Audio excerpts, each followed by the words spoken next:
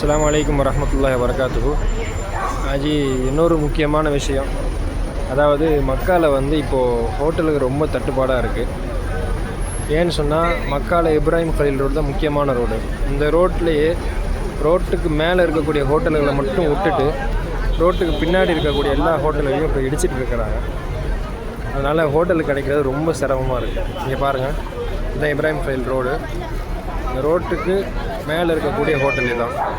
இதெல்லாம் விட்டுட்டு பின்னாடி பாருங்கள், பேரிகேட்டை போட்டு எல்லா ஹோட்டலையும் இடிச்சிட்டு இருக்கிறாங்க. ஏன்னு சொன்னால், இந்த மாதிரி ஹோட்டலுக்கெல்லாம் கவர்மெண்ட் அப்ரூவல் இல்லாத ஹோட்டல் ஒன்று. ரெண்டாவது, இங்கே இன்னொரு கன்ஸ்ட்ரக்ஷன் வேலை வேறு நடக்குது.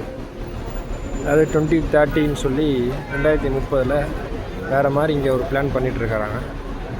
அதனால் அந்த பிளானுக்காகவும் இந்த மாதிரி பின்னாடி இருக்க சின்ன சின்ன ஹோட்டல்களை, அது இல்லாமல் கவர்மெண்ட் அப்ரூவல் இல்லாத ஹோட்டல்கள்லாம் என்ன செய்கிறாங்க, இடிக்கிறாங்க.